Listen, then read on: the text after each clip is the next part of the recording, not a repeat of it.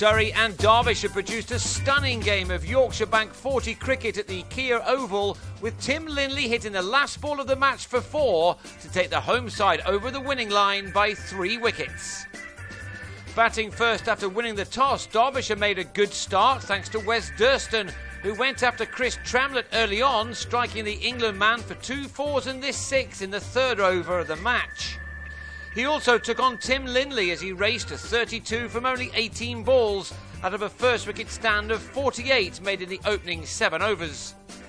But to his 19th ball, he edged Xander de Brain behind, with Rory Burns taking the catch in a rare appearance with the gloves this season.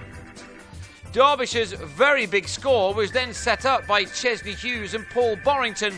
Hughes picked up where Durston had left off by striking de Brain for successive 6s, while Borrington and Hughes also cleared the ropes off Gary Keady as Derbyshire brought up the 100 in the 16th over with only 1 man out. Hughes reached his 50 off 49 balls and celebrated in the same over with his 4th maximum, this one off Tom Curran, as the visitors made the art of batting look rather an easy one. By the halfway stage of the innings, these two had taken the total to 141 for 1, and if they could keep going, a total of 300 was not out of the question, something that Surrey themselves had managed in their last game against Scotland at this very ground last week. Hughes' previous best in one-day cricket was 81, and he was out here just 1 run short of that when he slugged Keady to Tom Jewell, who made no mistake in the deep. Borrington then completed his maiden one-day 50 in his 7th innings in this form of the game. He'd needed 52 balls for it, an innings including 3 fours and that early maximum. And he showed no signs of giving it up as he took Keady on for 3 fours from 4 balls in the 29th over, the over in which his side passed 200.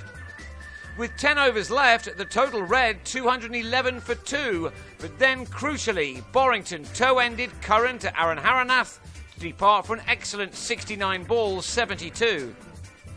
Naturally, perhaps there was a flurry of wickets towards the end as Derbyshire went for broke.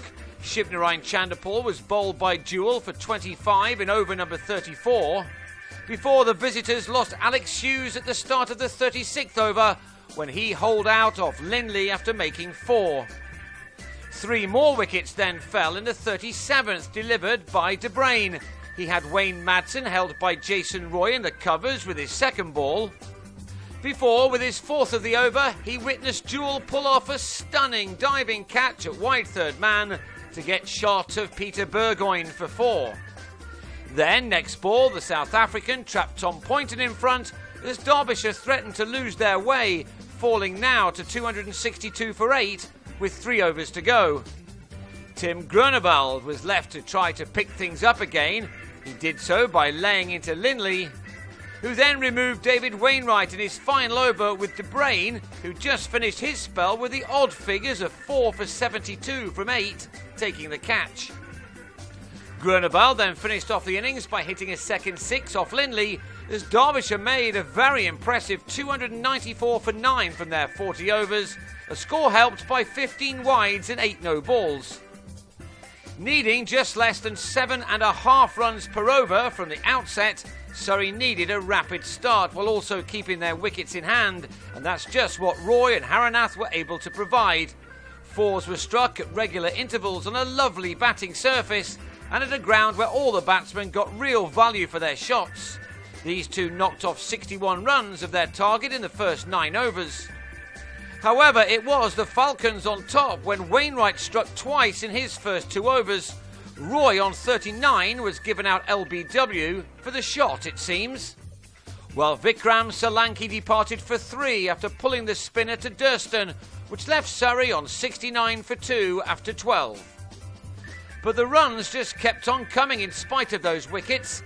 Haranath swept Durston for a 6 as he went to his maiden one-day 50, which was made at a run a ball. He added 60 in 9 overs with de Brain before Haranath pulled Durston to Burgoyne to go for 52 at 129 for 3, just past the halfway stage of the chase. Almost every batsman enjoyed playing on this pitch, and so the runs continued to come freely with plenty of 6s, including this one by De Bruyne off Durston. De Bruyne had a fine match with both bat and ball, and he was the latest man to post a half-century, with his being made off 41 deliveries with 4 fours and that 6. Thanks to him, it was still anybody's game. Surrey brought up their 200 and took the target down to double figures in the 31st over as Gary Wilson joined the 6-hitting group. This was his third, as his 50 arrived off only 39 balls. But he then lost De Bruyne for an excellent 60 as another big hit went awry and he was held by Durston off Grunewald. So 79 were wanted off the last 8 overs, but Burns then proved his worth in the middle order. He helped take 17 off the next over and then smashed another extraordinary 6, the most impressive possibly of the 16 in this match, to reduce that target to 35 off the final 4 overs.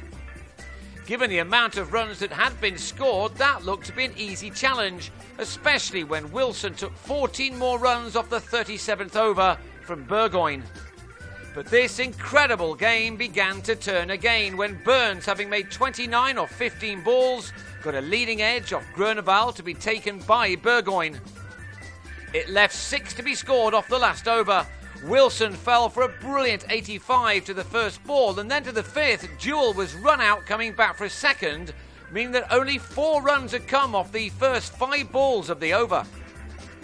And that left 2 to get off the last ball, and Linley took advantage of the length delivered by Grunewald to thump the ball to the straight boundary to start the celebrations. It had been some game in which nearly 600 runs were scored for the loss of 16 wickets. Surrey took it by 3 wickets off the last ball to record their second successive win and come from nowhere into 3rd place in Group B. It's still unlikely that they will qualify for the semis, but a win at Hampshire on Thursday may make life rather interesting.